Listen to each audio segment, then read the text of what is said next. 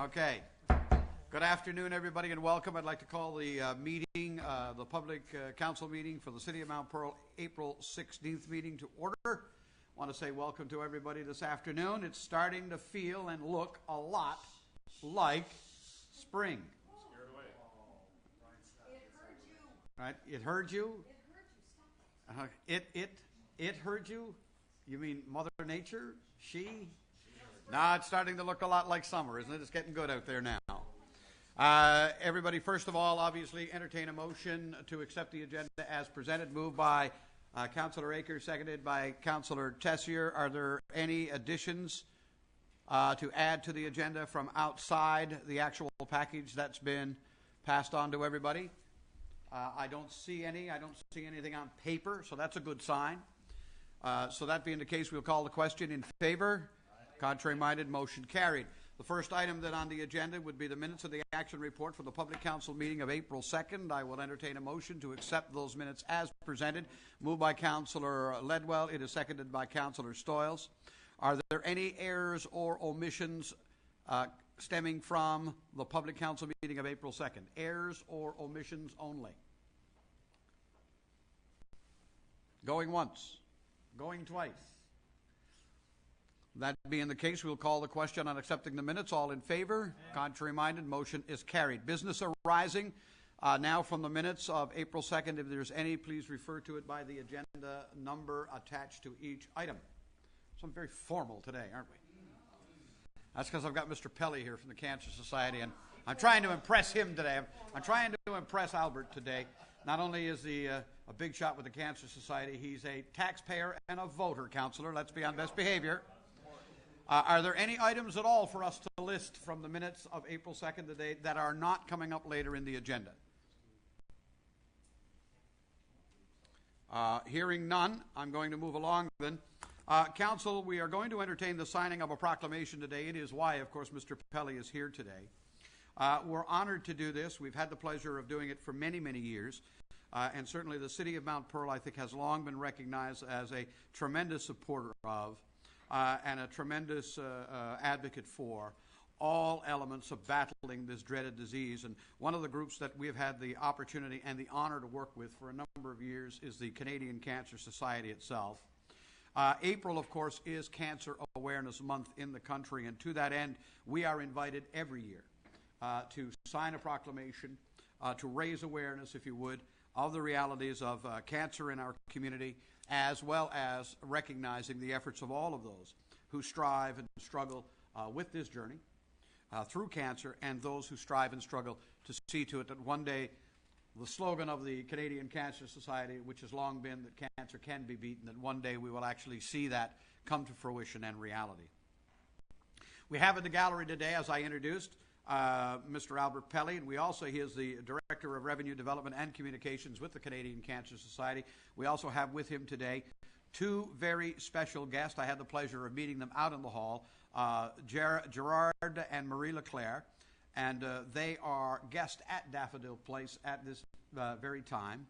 And as I think all of us are aware, we have put a tremendous effort in this community, and really it is fair to say throughout all of Newfoundland and Labrador, to see to it that Daffodil Place was built and to see to it that it provides an outreach, provides a comfort, provides a source of motivation for those who are going through this journey, but also for their families, for their friends, and for everyone in the community. Most of us who live here, we will probably not have to ever utilize Daffodil Place, but it doesn't mean that those we love elsewhere in this province won't one day. And I think the success of Daffodil Place is now unquestioned anywhere. So with that in mind, I'm going to invite Mr. Leclerc and Mrs. Leclerc, as well as Mr. Pelly, to come forward. I'm going to get Albert, I believe you're going to address council when I do this. And I'm going to first read the proclamation into the record this afternoon. The proclamation reads as follows. It's changed. It reads as follows this way. Whereas the Canadian Cancer Society, Newfoundland and Labrador Division, is a community-based organization of volunteers and staff whose mission is the eradication of cancer and the enhancement of the quality of life of people living with cancer. And whereas the daffodil is a symbol of hope in the fight against cancer, it represents the courage of cancer patients, the compassion of volunteers, and the commitment of researchers dedicated to conquering the disease. And whereas the Canadian Cancer Society is committed to funding the most promising cancer research, offer supportive services to those living with cancer and their families, raise awareness of the importance of cancer prevention and early detection, advocate for a healthy public policy, and operate a toll-free cancer information center. Therefore, I, Randy Sims, Mayor of the City of Mount Pearl, do hereby proclaim April 1st to April 30th, 2013 as Cancer Awareness Month, and encourage all residents of Mount Pearl to purchase a daffodil pin and to wear it specifically on April 27th. And this is dated at the City of Mount Pearl, the 16th of April. And with that in mind, I will affix my signature. And Mr. Pelly, I'm going to invite you to use this microphone, because we're all set up on the internet these days. And I'm going to invite you to tell us a little bit about your plans for the rest of Cancer Awareness Month, sir. Thank you, Your Worship, and members of Council, for giving the Canadian Cancer Society the opportunity to come here this afternoon and tell you a little bit about the work that we are doing in this province in the fight against cancer. Cancer Awareness Month is an opportunity for us to promote the work that the Society is doing and to inform the public as to the progress that we are making against this fight. The Canadian Cancer Society in Newfoundland and Labrador is working very hard to prevent cancer, to support living with cancer, and people living with cancer, and to raise funds for important research that's being done that one day, as the Mayor has said, will beat this terrible disease. One of the things that we're very proud of is the fact that back in the 1960s, 30% of all people diagnosed with cancer survived their diagnosis. Today, we're proud to say that over 64% of people who are diagnosed live longer and or survive this disease, which tells us that research is working, the support networks are in place to help people living with cancer. The education programs that we're offering are getting better, and we're reaching out to more people so that people become aware of what they can do to prevent cancer. As a part of Cancer Awareness Month, April 27th is designated as National Daffodil Day in Canada. And what we are asking Canadians to do, Newfoundlanders and Labradorians, is to wear this daffodil pin on that day. That will be a show of support to people like Gerard, who's on his journey with cancer, to let him know, and the thousands and thousands of others who are going through their journey with cancer, that they're not alone, that we stand with them in this fight. And we also take this opportunity on that day to remember those who lost the fight with cancer. So we're asking members of Council next week, April 27th happens to be on a Friday, but at your Council meeting we ask that you would wear your daffodil pin, and we ask you, Your Worship, if you would read this out as part of next week's Council meeting. So at this time I'm going to ask Marie, or invite Marie. We will do that. She'd like to say a few words and present the Mayor with the daffodil pins. But thank you again for having us here this afternoon. Thank you all very much. You are, sir. Thank you very, very much. Marie, we appreciate that. Gerard, thank you. We're going to get a picture. We're going to do this. Let's do it out front. Sure. And let's get everybody to wear one of these first. Councillor Stiles, you want to do a circulation for me? If you'd be so good.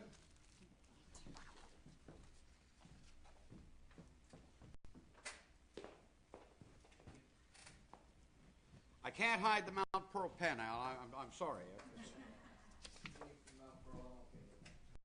Being a Mount Pearl yourself, you can't do that. Okay, you want to get in here?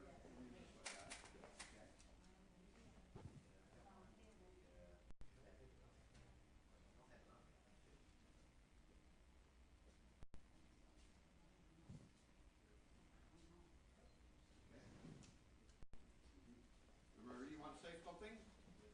This is your opportunity. We're going to do that microphone. There you go.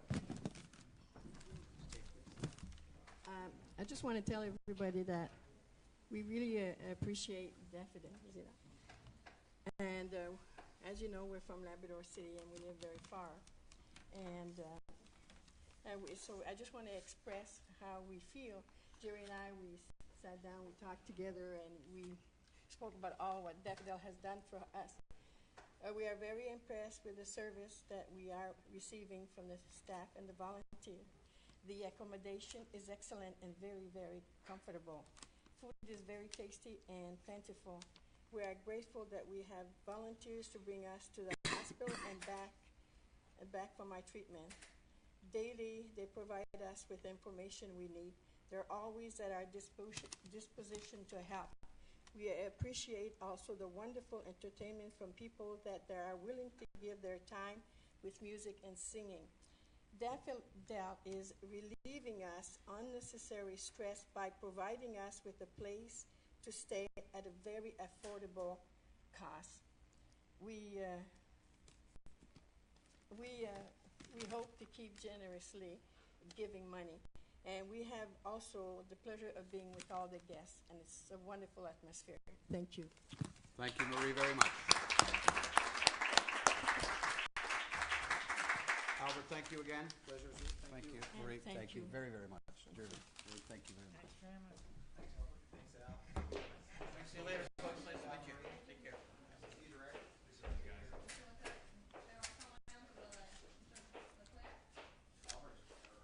Gerard?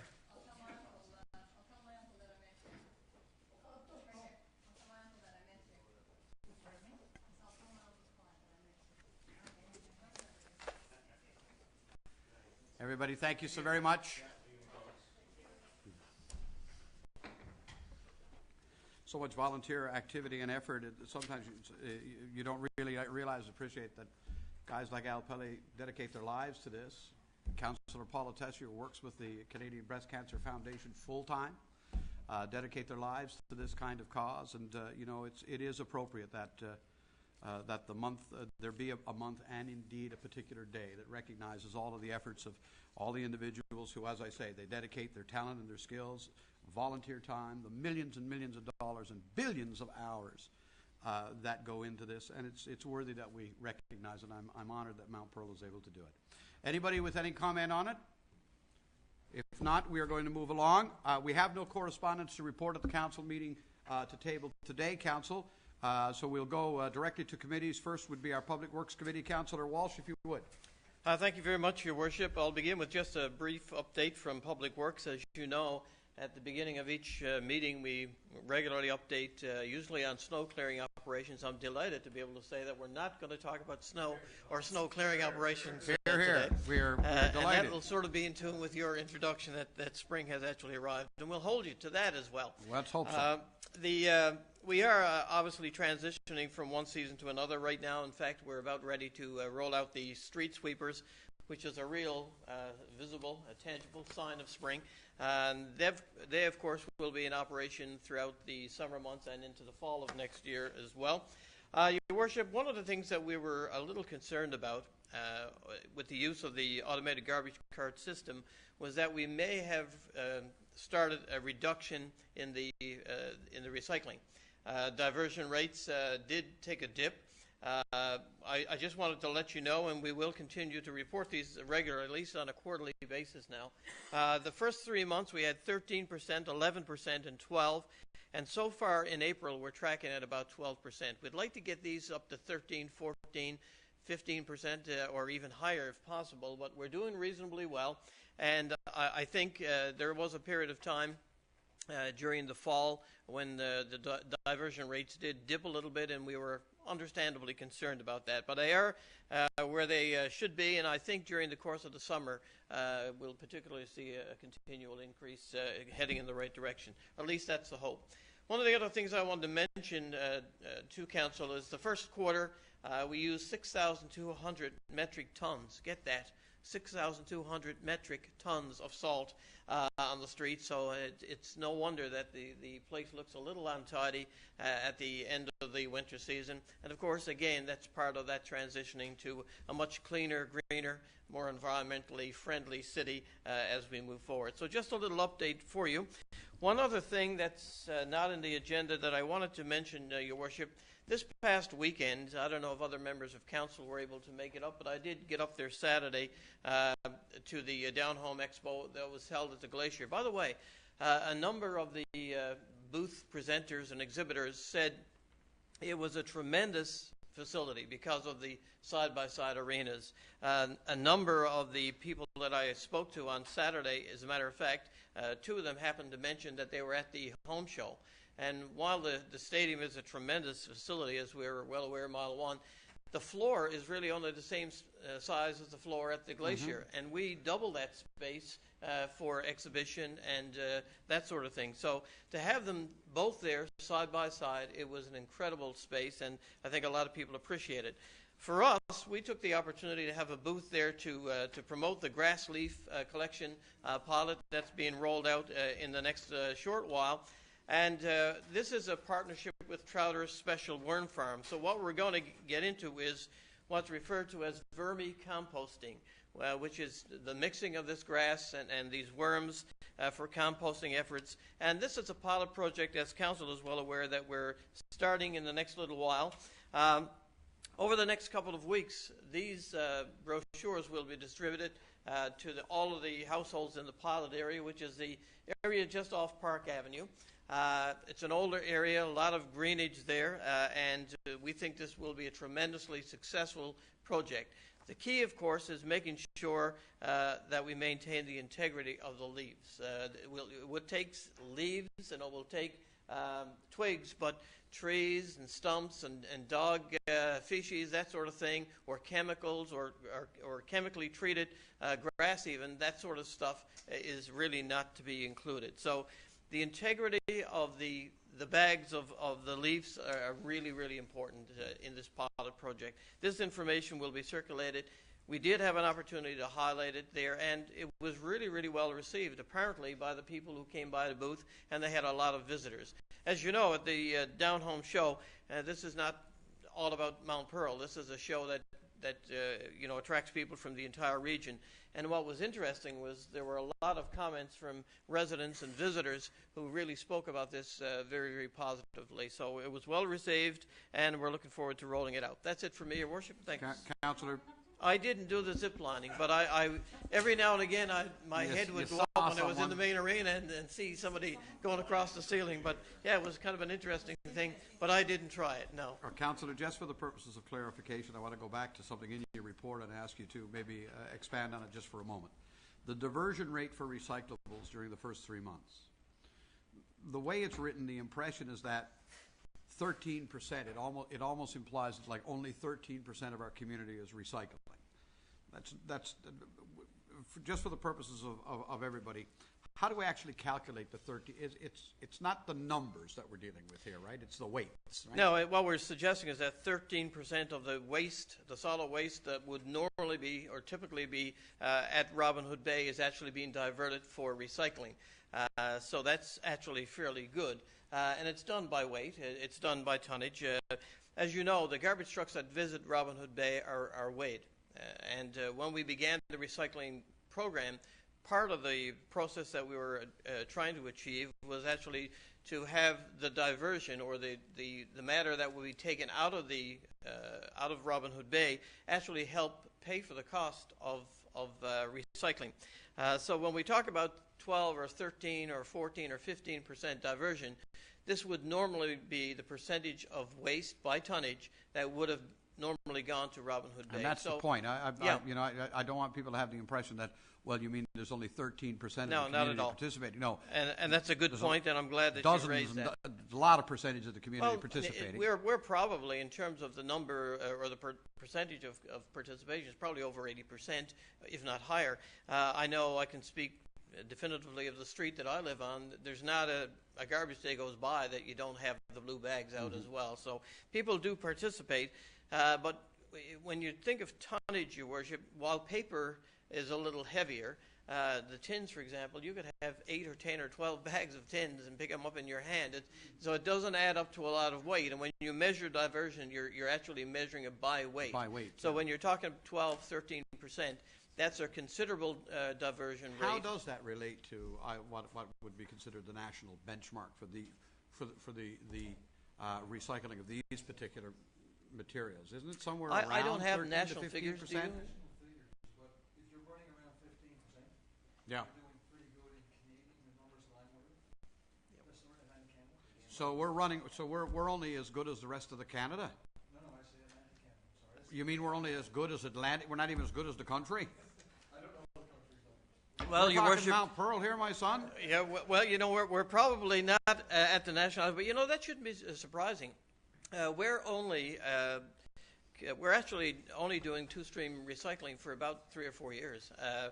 And Europe, for example, is 15 or 20 years ahead of us. They do a tremendous job with recycling.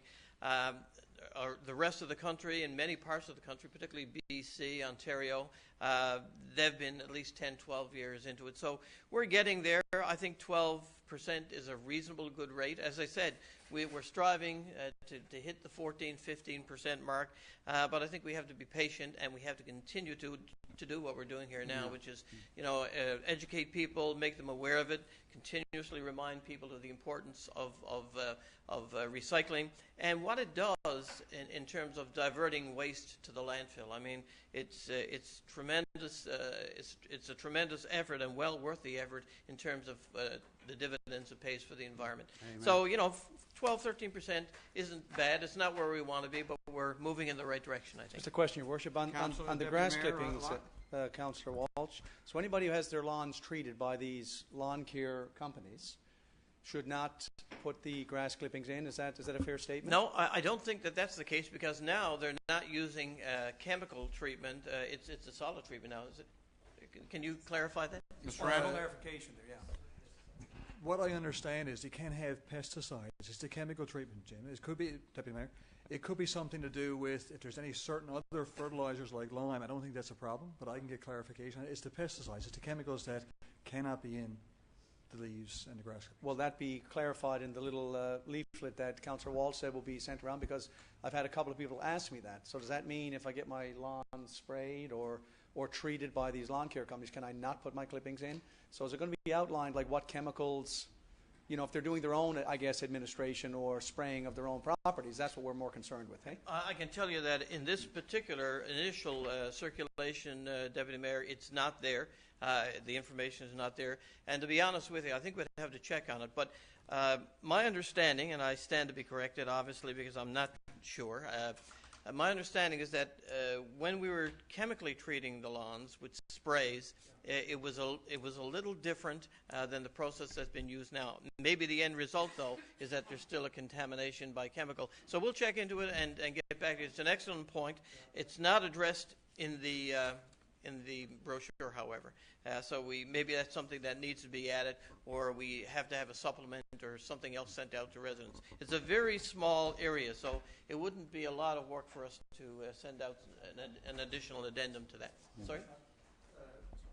That brochure, Councillor Walsh, is not finalised yet. That's a draft. great. So we can add to that now. We'll pick it up before we send it I think out that's a next very week. good thing because That's a people are good going to point. want to know whether they're, Yes, exactly. is Well, what I'm 'cause- doing okay or not. Right, because the understanding is they're going to do samples of the leaves and the grass to make sure they're not contaminated. Yep. So I think we need to be clear to the residents what they can and can't put in there. And to Councillor Walsh's point about the tonnage, if we can get the grass clippings out of our garbage, I mean, they're significant really heavy, weight as yeah. well. They're really heavy. So not only is it environmental, savings, but also a financial savings as well. So Okay, there's a dollar saving. my hat goes off to this composting project. I think it's great. Another great initiative that the city is bringing on, and I'm sure that our residents will certainly seize this and follow through with it. And we'll get that information, Deputy Mayor, and we'll add it to the brochure. Well, we're all noted for, we're noted for trying to, what's our strategy? Constant improvement.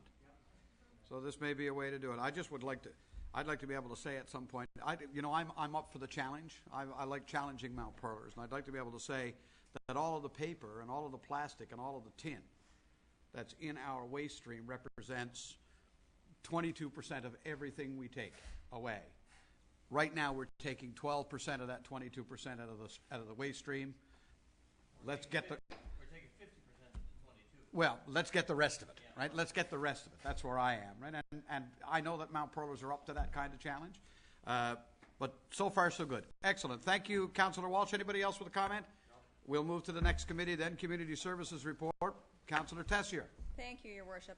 Just back to the diversion rate for just 1 second. I remember after Christmas when we first started recycling paper, when we first started the mandatory paper recycling, I remember the former Director of Public Works, our numbers then after Christmas were coming in at about 18%, if I recall. About 18%, and we wondered where that stood.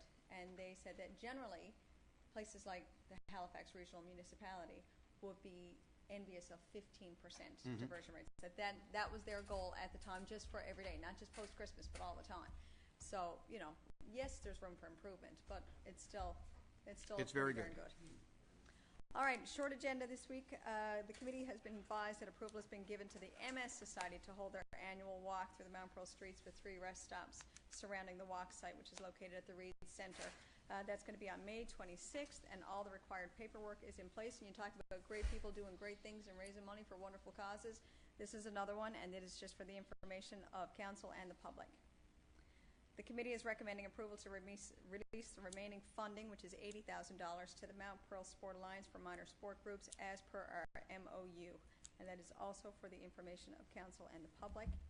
And finally, the Mount Pearl Sport Alliance has a new chair. They had their AGM last week. I was honored to attend part of it. I know Councillor Aker, you were there. Your Worship, you were there. I'm not sure if other members of council were there. Councillor Stoyles was there. Yes, because I came in fairly late. They had their AGM, and of course, they elected a new chair, Jerry Rice. We want to congratulate him and wish him all the best in this new role. I'm sure he's going to do a fabulous job. And we also want to extend gratitude, our sincerest thanks to Roy Locke for his dedication and his commitment to the Mount Pearl Sport Alliance this past year. He did a great job. The Sport Alliance is going to have yet another very exciting year. There's absolutely no doubt. So we want to extend our appreciation to Mr. Locke and to congratulate Mr. Rice as well. And that is it, Your Worship. Thank you. So I believe we need a motion, Councillor, on number 2. Oh, you know what? We probably do. Approval You're to absolutely right. release the remaining $80,000 to the Sport Alliance. You're absolutely right. So that is moved by Councillor Tessier, seconded by the Deputy Mayor. Any question or comment on that? Hearing none, we'll call it. All those in favor? Contrary minded, motion is carried. I didn't know if the original approval of the MOU would be enough, but you're absolutely right. I thank you very much for that. And I don't know whether other members of council want to weigh in on that, and because it's included here as not in the new business. On the issues surrounding the Sport Alliance, I attended the meeting, and I was fortunate to be there for its entirety, and I have to tell you, quite frankly, the difference in the last 24 months in that organization, how they go about conducting their business and how they're doing their role, it is exceptional. And, congratulations. Congratulations to them. One last comment. Yes, go right ahead, Councillor Tess. Well, that's what I said. Did anybody want to comment on this? To that end, when you walk in the room and you see all the volunteers who are sitting around that table representing all the various sports in our community, it is absolutely astonishing to see such a representation and to see the varied types of sports and the athletes that are represented in Mount Pearl. So it was really, really wonderful to see that. The room was full. Everybody's enthusiastic and looking forward to the coming year, and we appreciate the commitment in every minute that all of those volunteers give this organization as well. Thank you. Councillor Lidwell? I just wanted to make a comment on the volunteers as well, actually. Of course, I had an opportunity before I was elected to council to sit on that executive, and I remember a time with the Sport Alliance when there was difficulty in obtaining enough members to fill out an executive. So I just want to pass on a word of congratulations, not only to Mr. Rice as the new chair, and Mr. Locke certainly as the past chair, but also to Keith Smith, Paul Dubé, Dave Roper, and Greg Noble for filling out that executive. Certainly admirable of them to take on those roles, and certainly look forward to working with all of them over the coming months. Hear, hear. We shouldn't forget Mr. Bogdan. Mike Bogdan, who is actually working in the office up there, is doing yeoman service, I think, to see to it that they keep things together. I know he's been working very closely with our Mr. Collins and the people at Community Services, and more power to them. It's getting better and better and more of what I think we wanted to see, and as I challenged them the other night in my few remarks to them, that with our tourism strategy starting to really develop, which is all about come to Mount Pearl and play, that's the strategy. I have a feeling that they're going to play an even more critical role in the future, and I think they're up for that challenge, more so now than they've ever been in the past. I think it's absolutely wonderful. Final comments or thoughts on that, or are we moving along? We're moving along. Thank you so much. Our next item here, Corporate Services, Deputy Mayor. Thank you. Just one thing on the sport lines. I wasn't able to attend the meeting. You I had guys another. don't do this while we're there. I had a work They keep meeting, doing that. Paul but- did the same thing. But what I liked about it was the positive response from some of the members. It's the attitude they have towards the sport lines now, which I think was a little less positive a couple of years ago. So again, That's true. job well done. A very Amen. short item here, Your Worship. First is the local government tax funding agreement financial statements. The committee had a look at these annual expenditures and outcomes, the report for the year that ended December 31st, 2012, and this was audited by Harris Ryan, Chartered Accountants, and our committee is recommending approval of these financial statements, and I so move. It is moved, seconded by Councillor Aker. Question or comment? All those in favor? Contrary minded, carried. And the last item, Your Worship, are the invoices for council approval. We have 10 listed here today, totaling $451,315.91, and I move that the amount be accepted as presented. Moved and seconded by Councillor Aker. Any comments or questions regarding items listed 1 through 10? Nothing at all. We will call it. All those in favor? Contrary minded, motion is carried. Thank you, Your Worship. Thank you very much, Deputy Mayor. Councillor Stoyles, Economic Development, Communication and Tourism. Just have one bit of information, Your Worship, one item. Back, I guess about a month ago, when we brought in the value of development permits, we didn't include the subdivisions in that report, and we went back and had a look after the meeting. We talked about the subdivisions not being in that report, so we just wanted to say now that the information is here for the subdivisions. In 2011 it was 10,890,000, and 2012 it was 640,000. So that's a large amount of subdivision development here within the city, and we just wanted to highlight it for the public to know that a lot of work being done, a lot of houses being built, and just wanted to highlight that, Your Worship. Does that require a motion? No, I think it's just only for information only. We presented the report back, like I said, about a month ago, and the subdivision information wasn't included it had at that changed. time. Okay. And we didn't include subdivisions. Very good. But we just wanted the public to know that. Thank you very much. That's it, Your Thank you, Councillor Stoyles. Engineering Services, Councillor Ledwell. Thank you, Your Worship. I'll be very brief this evening. Just a couple of items on our agenda. The first is an update on the multiplex construction. There was a site meeting held on April 2nd, and of course I'm very happy to report that construction continues to proceed at a good pace. We're still on target for a summer 2014 completion, so that's very good news. Currently the excavation and installation of the storm retention system is ongoing. All of the geothermal wells have been drilled for the environmentally friendly heating system that's going to be part of the building.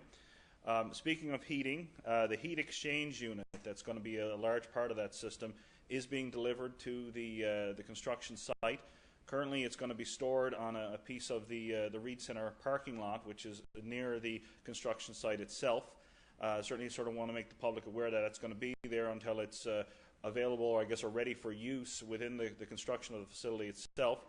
And as we move into the summer and spring season, just want a word of caution to user groups and the general public that, of course, this is still a construction site up there, and people should be careful up around there, and expect perhaps even some delays and some work that might have to happen to address some issues as we move forward.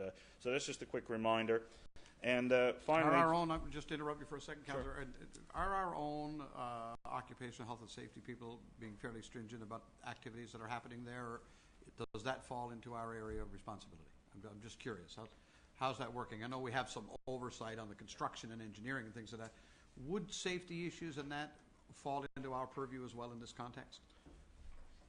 Because I'm thinking it is a construction site, and we also have the public moving through and fro all the time. In the context of our own occupational health and safety officer, yeah, he makes, at this point in time, periodic visits to the site. He attends some of the site meetings as well. We attend site meetings every 2 weeks. The contractor has a site-specific safety plan. We monitor that for compliance as well. So there's a number of safety overviews that we have that we enforce through the contract for the multiplex. Okay. We have our own safety officer visits with us as well to give us additional assurance. Yeah, because we don't want danger on a site for the public in particular, while work is going on, and that's good to know. We're on top of that stuff. You know? In addition to that, our safety people would be the ones responsible for the adjacent facilities and access and egress safely All from of that stuff from is the us. site. Yeah. That would be our responsibility. Yeah. So that and that's important. Going as Councillor Ledwell mentioned, as we proceed in various stages later with construction, that may be, in fact, more acute in terms of the safety precautions. At one time, in fact, remember we were actually contemplating having to shut down the Reed Centre for a considerably longer period of time out of the interest of safety, and so that's another piece that we do. Look after. It's good to know that we are, we are active and aggressively staying on top of these kind of issues. God forbid we wouldn't want anybody to be hurt up there. Right. Be it a worker or certainly somebody visiting and attending the site. Sorry, Councillor Ledwell, that's carry okay. on. Thank you, Worship. And just, I guess, for the record, I mean, we certainly don't want to alarm anybody. There's certainly no immediate safety concern at the site, but just want to make the public aware that we are dealing with a construction site, and there will be issues as we move forward with the process. Just to complete the report on the multiplex, the underground plumbing for the facility has begun. And the work on the suspended slab. Now, this is the piece of concrete that's going to be the portion that's going to be looking over the main walking track area with some of the fitness equipment up on there. So that's what the suspended slab is, and the work on that is we're looking at starting that this week. So hopefully, if everything time and weather permits, we'll get that happening. That's the update on the multiplex. It's taking shape up there, though, isn't it? It certainly is. Starting to look like there's a building being built. That's right. It's good. Absolutely. It's 40% finished now, isn't it? It's roughly 42% complete. So before you know it, we'll be 50% there, and we'll be well on our way. Excellent. Certainly a good news story. 42% finished, not bad. How much water is in that pool, I wonder? I don't know. We'll have the good math. It's greater than our recycling diversion rate. Yes. Just to wrap up engineering services, a very quick update on the Team Guju softball building. Of course, members of council, along with representatives from the contractor and the softball building and staff, of course, did a walkthrough very recently down at the new softball building. I think it's fair to say that it's a first-class facility, certainly, and I think the men's softball league and the other users will certainly benefit greatly from its use. The facility is very near completion. The final inspections are underway. There's a few minor deficiencies that are being addressed, and those are being taken care of as we speak. So that'll be certainly ready for the upcoming softball season. And that concludes engineering. Your Worship. Thank you. Councillor Aker? Yeah, the usual question. Do we have a rough date? I know the deficiencies are being worked on.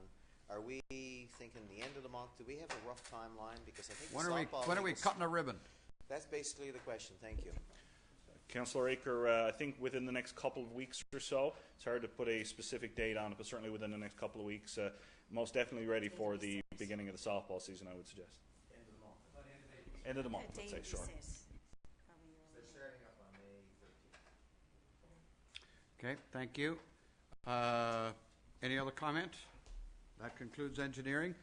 Planning and land use, Councillor Aker. Thank you, Your Worship. The first item under planning is the acquisition of property 29 Forest Avenue, coming out of the Waterford River flood proofing study. The amount of the purchase is $165,000, and I'd like to move that we approve the purchase, please. Move, seconded by Councillor Ledwell. Question or comment? All those in favor? Contrary minded, motion carried. Thank you. Item number 2 is a proposed change of use for health club use at 1069 to 1073 Topsail Road. The proponent is a company called BoxFit, and this is where Heavyweight was operating for a number of months without permit, I might add. This is in the commercial mix zone. We're talking about 325 square meters of space, essentially, where this is the first use to be formally considered by council. This requires a development permit. And when Heavyweight was operating out of there, we had basically a class size of about 20 to 25 for their clients. BoxFit was proposing a class size of 40. Now keep in mind there's only 27 parking spaces there. So when Heavyweight was operating there in a similar use at a much lower level than BoxFit was proposing, we had complaints galore coming from the neighboring business owners because of people parking on their properties. We had complaints from the residents who live in the area of Humber Drive, people parking all over the streets there. Council has the discretion under Section 4.5 to use its discretionary power to refuse a proposal like this. Realistically, based on the numbers of people that will be using the facility, this site would need about anywhere from 45 to 55 parking spaces to accommodate a maximum class size of 40. The committee is recommending we refuse this application. We use our discretionary authority at this time to do it. We're also going to have a takeaway here whereby we'll look at our regulations as they relate to health club use of a building. It seems to me for these health clubs you can jam a lot of people into a small space. And it seems also that everybody brings their car. So clearly we have to tailor our regulations to sort of keep up to date, I guess, or keep up with the times in terms of the demands that are incumbent from such an operation, such a use. But for now, we'd like to recommend the council that we refuse their application, and I so move. Moved, seconded by Councillor Ledwell. Questions or comments? Just a comment. Councillor Tessier? I know that when we had heavyweights in that location, everybody is aware that I live in that area, so I received very, very many complaints from the residents, particularly on Humber Drive. That was the street that would see most of the traffic parked. So if we had issues with a fitness facility that had class sizes that were almost half as small, almost half that size, we would be certainly exacerbating a very, very big problem by approving something that would have classes twice as big as what we had when we had problems. And Councillor Aker is right. The neighboring businesses certainly had a lot of issues as well with people using their business parking lots as their parking lot to attend this facility. So as much as I'd love to see something there, I'd love to see something be there and be successful. Unfortunately, I just don't see this as the right fit either. I agree with the recommendation. Thank you. Any other question or comment? Councillor Walsh?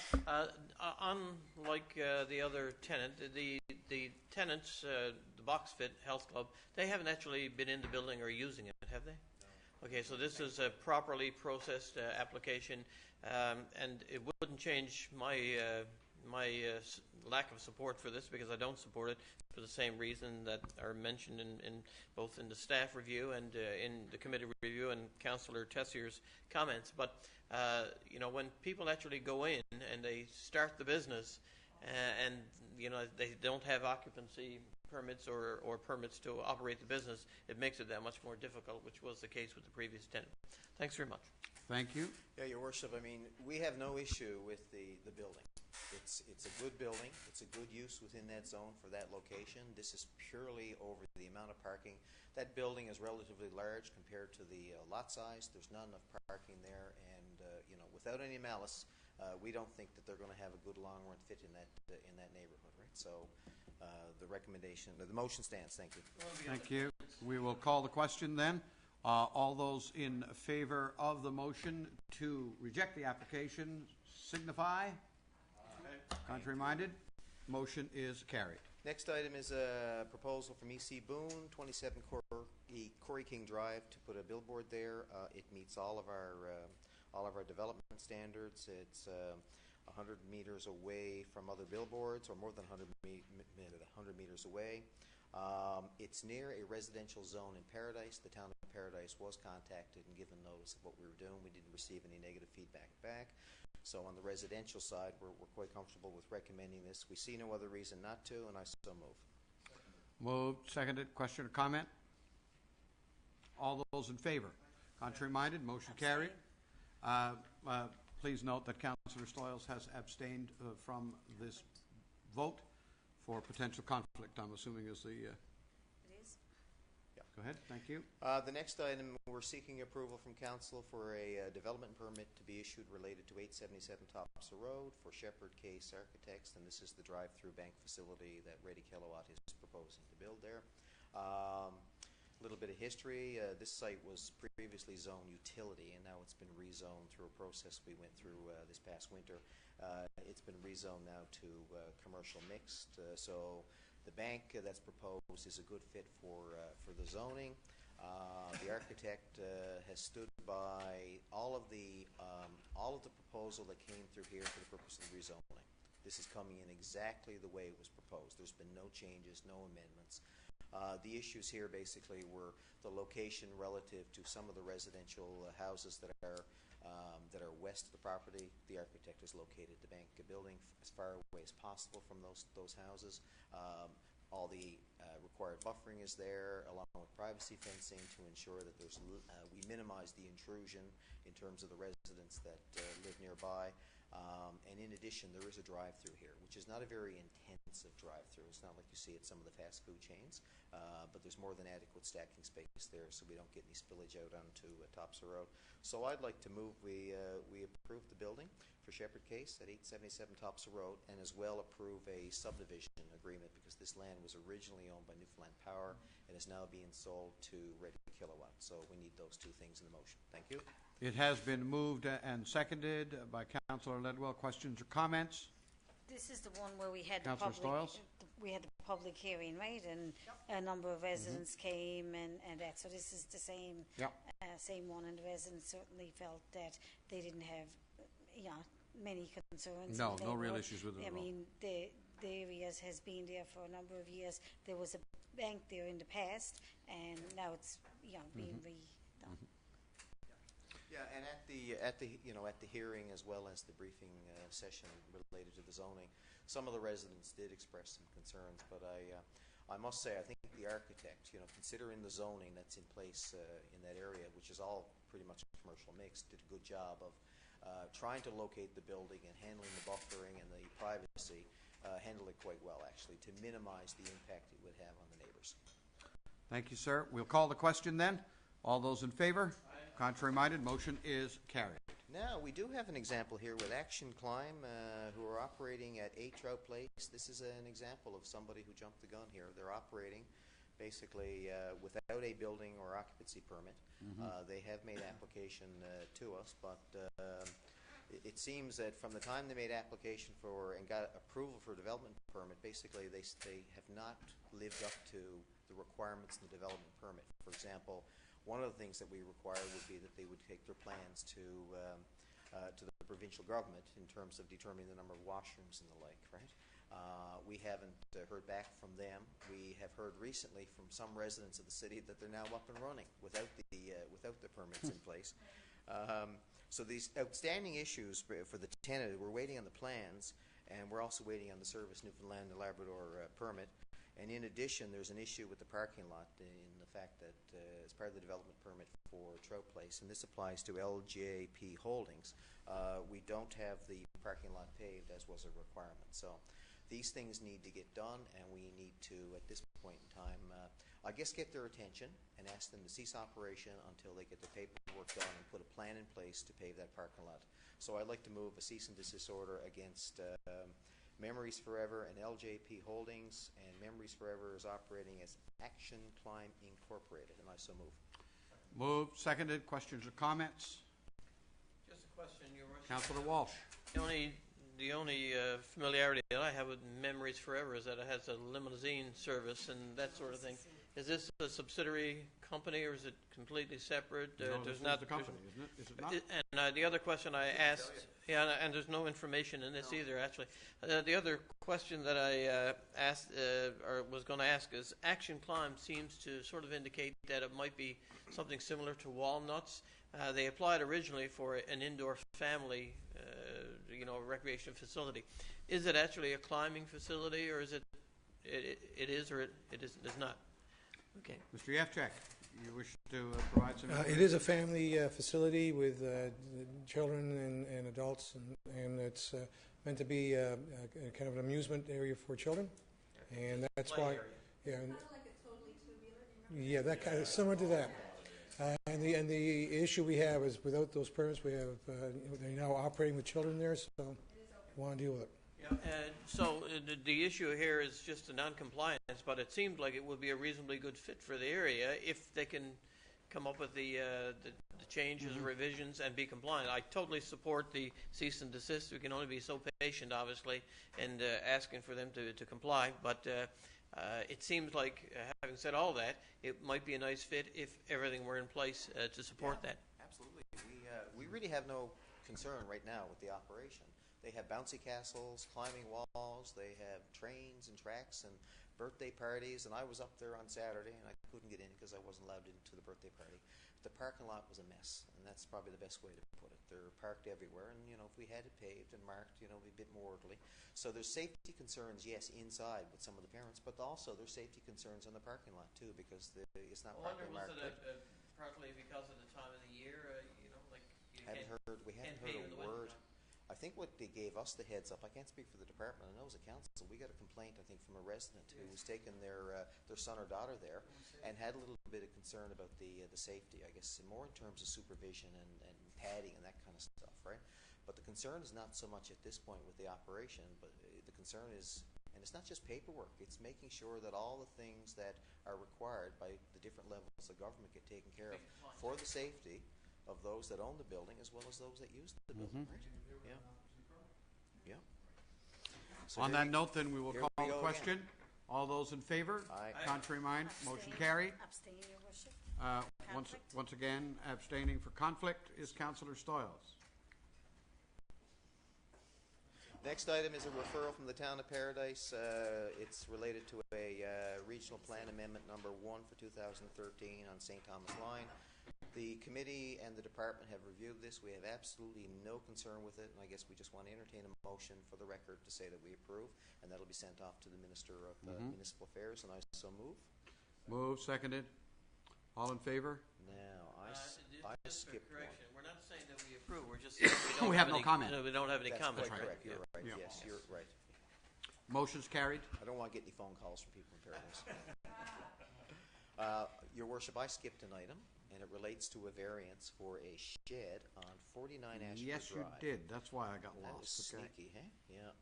And I want to thank Director Yefchek for passing me the envelope, please, to remind me. And I'm just working backwards here before I get to the development and building permit list. But essentially, the proponent wants to build a new shed in the back garden. It meets all of our regulations. The proponent is asking for a 10% variance, which is at council's discretion, subject to a public consultation process. And we advertised in the Telegram. We notified all of the neighbors, and we received no feedback. We had a briefing session scheduled for April 1st. Nobody indicated a desire to go and voice their opinions. So from a departmental and committee point of view, we have no problem with if council would approve this variance, and I so move. Moved, seconded. All those in favor? Contrary minded? Motion carried. Now we're moving to the rear end again, and we're going to do the permits. I'm almost there. Yeah. Development permit number 15. This is for the period April 1st to 12th, and I so move. All in favor? Contrary minded? Carried. Yeah. Our residential building permits are $2,148,200, and our commercial permits are $183,000, and that is for the period March 30th to April 12th, I believe, for both, and I so move. Moved and seconded. All in favor? Contrary minded? Motion is carried. Thank you, sir. Thank you. That concludes, I believe, all committee reports. We're moving on to new business. And with that, I think I'm going to start over on this side today, because everybody on, wasn't it this side? Everybody was gone last week.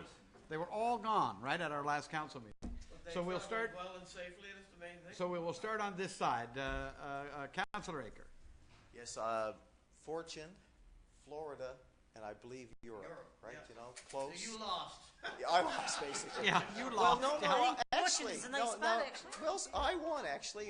I shouldn't say I won, but our team did win. And, Yeah, your team won. We beat the United Towns team in the gold medal game in overtime, so 7-6. We couldn't have asked for a better tournament. It was really exciting for all the kids. I really think new business is about primarily bragging about other people. Yeah, you're right, but Just saying. yeah, I hear you. Not yourself, Yeah, I to hear other you. people. Just saying. Yeah. Just Congratulations to the team, Dave. No, to the boys. That's the main thing. We had no girls on the team. Good No coaching, coaching, right? he says. I too want to congratulate Roy Locke. He did a fabulous job with the Sport Alliance. Like Councillor Ledwell, I'm a former member of that board. And I think the Sport Alliance, from a board perspective, hit a low in the last couple of years. In fact, there was a time when they couldn't even get enough people to go to an AGM. To see that number of people at the AGM the other night was fantastic. And I might add, Councillor Stoyles actually stood up and she vacated a chair she was sitting in for only seconds and a Mr. Rice came in the room, and he sat down right next to Mr. Bogdan, and before the night was out, Jerry had accepted the position of chair, which was a real bonus at the end of the night. So congratulations to Roy, and good luck to That's Jerry. because we were nice to him. What? That's because we were nice to him. We have to be He's nice. setting It's the hard blame to get volunteers. And I look forward to seeing everybody at the Citizen of the Year banquet coming up this coming week. Right? You know, we got some great nominees, and it doesn't matter, you know, who wins or loses and all that. They're all great contributors to the city, and that's all I'm going to say, sir. Thank you. Thank you very much. Councillor Tessier. Yes, I was going to comment on the Down Home Expo, but that's been done. But it was fabulous. I was really proud to see people there from all over the region. Did you zip line? I did not zip line. Did you? She must have. She keeps asking. Councillor Soils must have zip Somehow I lined. believe she must have. But I'll tell you, you needed many hours to go all around. Through it all. Yeah, Yeah. it was relevant. They do a great job on it. It was wonderful. It was really wonderful. So I want to congratulate the organizers on that. Some of us received an email complaint about parking on lawns. And this is something that creeps up every now and then. About and we parking, I'm sorry? parking a vehicle on a lawn. On a lawn? On a lawn, on a farm Okay, lawn. sorry. Yep, and I just want to make it very clear, that is not permitted in the city of Mount Pearl. We see it occasionally. It looks terrible. It tears up the lawns. It's upsetting to the neighbors. It is not acceptable. It is not permitted. I believe it is ticketable. We will pay a visit, and we will ensure that it's We'll give you a removed. ticket for it. Yeah, we'll ensure that your vehicle is removed, and then if your lawn is in disrepair, you're going to have to repair that as well. So we just want to remind everybody that it's not permitted in the city of Mount Pearl. You cannot park your vehicle on your lawn. We shouldn't see it now anyway. The parking ban is lifted, but even when it's in place, it is not permitted. Not to be done. It is not permitted. I think.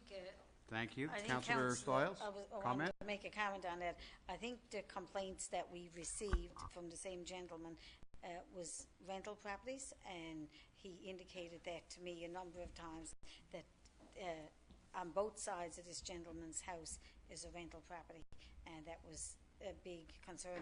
And it was more than the lawns. It was a mess and disarray and a couch out on the lawn, and it was a number of things. But our municipal force have been up and have dealt with it. Thank you. Deputy Mayor. Well, all mine have been touched on. I too want to extend congratulations to Mr. Rice as the new chair, and thanks to Roy Locke. Also, as you mentioned, I was in Europe for 10 days during the Easter break, and we visited Netherlands, which, from an environmental perspective, and you know, we touched on it with our recycling, and Europe is, you know, people always say we're miles ahead of North America in terms of, you know, their approach. You see the wind energy over there, the turbines everywhere. But I was quite proud when I was walking down the street in Amsterdam that they use the same carts, garbage carts, that we use here in the city of Mount Pearl. So when I was having a look, I said, well, there you go. You know, we are on par with Netherlands, who are known in the world for their approach to environmentalism. So it was nice to see, you know, that we are also adopting such measures. I was fascinated. I will bring up, you know, at committee, I'll chat with you folks about the number of bikes that we see in Netherlands. They certainly have a bike culture. Now, given the fact that they're a part of the Low Countries over there and they're very flat, nonetheless, I think I got some neat ideas that perhaps we could incorporate some things here, because I know we did an active transportation study, and we're trying to encourage active living amongst our residents. So I saw some neat things over there. So I just wanted to mention that. But again, congratulations to the Sport Alliance. And again, as Councillor Akers said, I think there's great things ahead in the upcoming years. So that's it for me, Your Worship. Thank you. Councillor Stoyles. Thank you, Your Worship. A couple of items. I attended the Operations Kids Safe program at Toyota Plaza last week. It's where they do fingerprinting of children, and it's something that's going to be continued at Toyota from now on to, I guess, the end of time. Is a successful program all across Canada and the United States, and you can bring your children in.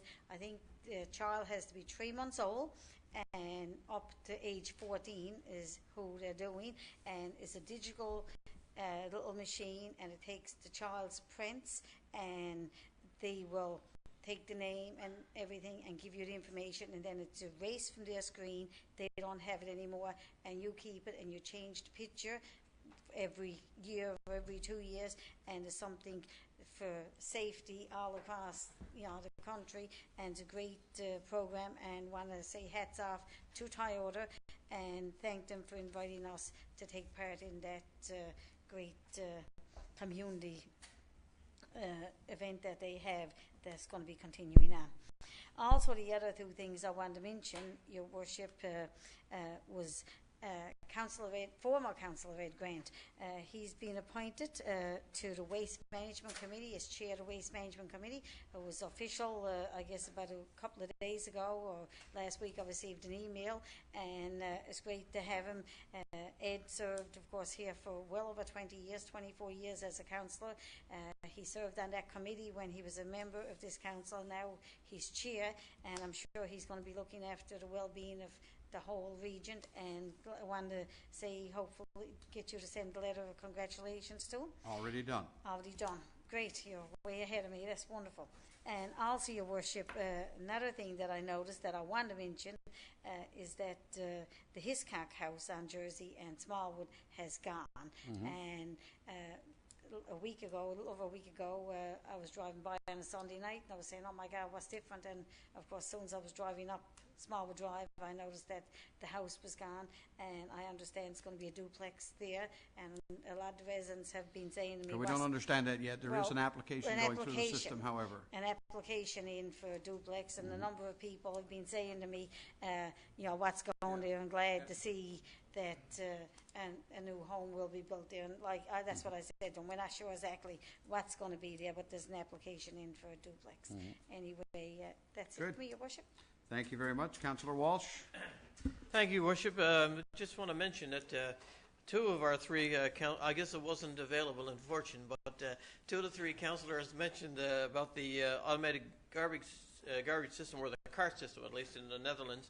And it was interesting that Councillor Tessier emailed me, and I think copied other council, and said that, one of the things that was interesting when she was vacationing, they had a similar system for the garbage collection, and if the garbage was overfilled, it was left. That's exactly what we do, and I think the research that we had done prior to the implementation of that system suggested that is the protocol that works best, because the last thing people want to have happen, of course, especially if you're overfilled, is to have it left. And there are a couple of solutions for that. One of them, of course, is to try to ensure that you don't miss a previous week's garbage, because that means that you'll have double that for the next week. But, neighbors are tremendously helpful. And I know, again, in our neighborhood, when that has happened in the past, very freely and easily can you distribute the garbage. It would be polite to ask permission beforehand, but the bins are out. They're rarely filled. And if you have 2 or 3 extra bags, it's just a matter of putting them in some of the other bins, and people are very, very happy to accommodate. You don't ask in my neighborhood. You don't ask. You just do it. That's okay. If it works for your neighborhood, that's good, as long as it's not overfilled. As long as it's not overfilled. The thing that I wanted to mention, Your Worship, is a little bit of a pet peeve. Not so much for me, although I've seen it and witnessed it a number of times. And again, it's a practice that you see a little more often now this time of the year, because we're heading into nicer weather. That's having dogs that are being walked by their owners, but not on a leash. You see that on occasion. I know on occasion you will see dogs on the front lawn. They're generally in control, but they're never fully in control if they're not tethered or on a leash. But you come into this quite often if you're out walking with the family pet, and it is irritating. Now, most of these dogs, and in fact the dog owners, are, they're really excellent people. I mean, the fact that they're out walking the dog means that they're taking care of their pet, but they don't realize sometimes that not having control of that dog, particularly when the dog sees another animal, that's when the problem begins, and it doesn't always end there, unfortunately. That's when they don't have to control. The dog will bolt. If it's startled or scared, if it sees another animal, it will automatically. And inevitably, when these people are out with the dog not on a leash, the dog is either considerably ahead of them or considerably behind them.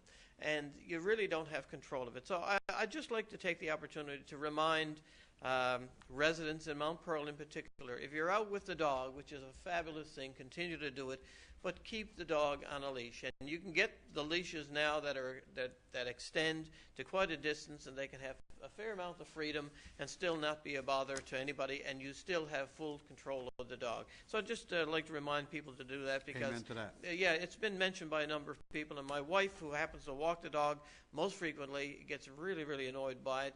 As do some of the people that she walks with. It's really not fair to the people who are complying with the expectations. Thanks So very now much. now we know what taxpayer Councillor Walsh listens to the most. Yep, absolutely. Have- And I'll be the first to admit that. That's why we want people to vote for him. He's a wise man. Councillor Ledwell. Thank you, Your Worship.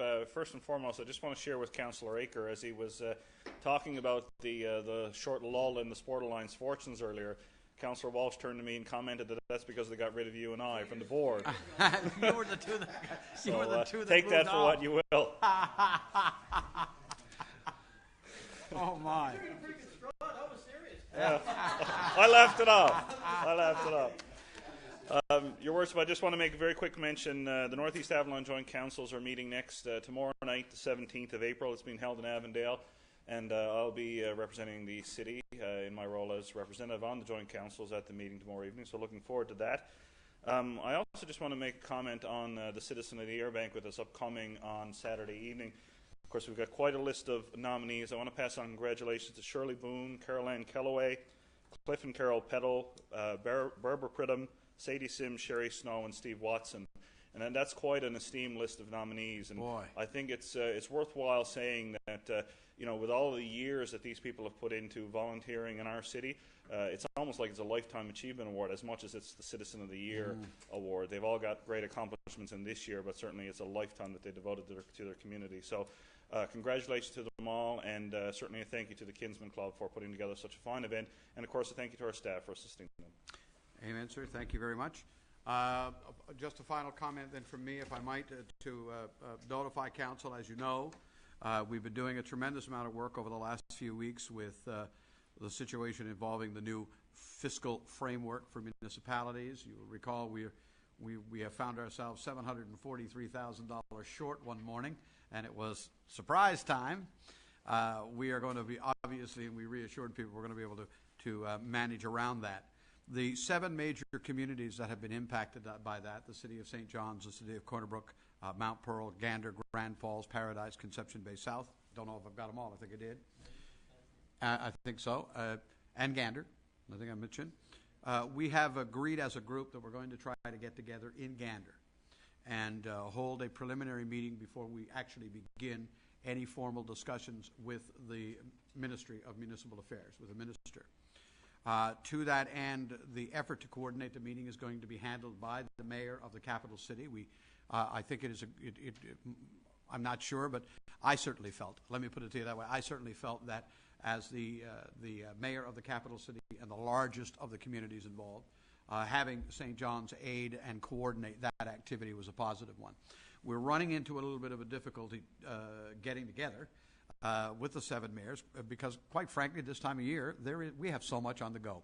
So that meeting is probably going to happen a little later in May than we had originally anticipated, but hopefully before before we actually leave for FCM. We're also going to see to it as a group, and this is critically important to council, that you're aware and both understand and I hope are supportive of the process. It is critically important that we, as the 7 major towns in the province, if you will, not drift off message with our association, which is MNL. And to that end, at these meetings, including this, I'm going to call it preliminary strategy meeting, as well as the meeting that we will subsequently have with the Minister of Municipal Affairs to talk about some of the concerns that are of particular importance to the major towns. Our president and our CAO, our president, Churns Rogers, our CAO, will also be participating in those meetings. And interestingly enough, on the provincial board, 2 of the 7 towns that are impacted have representatives, if not 3, have representatives on that board. So I just wanted to pass that along for council and for everybody's benefit to know that we took a little bit of a hit with the MOG. We see a tremendous opportunity with the new multi-program, but the fiscal framework itself represents an opportunity to deal with some matters surrounding governance for the large towns, and it is there that I think all of us think we can capture some things. Hopefully, as we move into late May and into the summer, that work will get underway fully. But for right now, we're trying to get that meeting together, and as I say, we're hoping to be able to do it in Gander later in May at this point. Yeah, we're not going to be able to do it there. No, can't do it there at all. It's got to be separate from that. Yep. It's going to be more like around I'm thinking the 20th of May. On that note, that's my final word. On a motion to adjourn. And we stand adjourned. Thank you, everybody.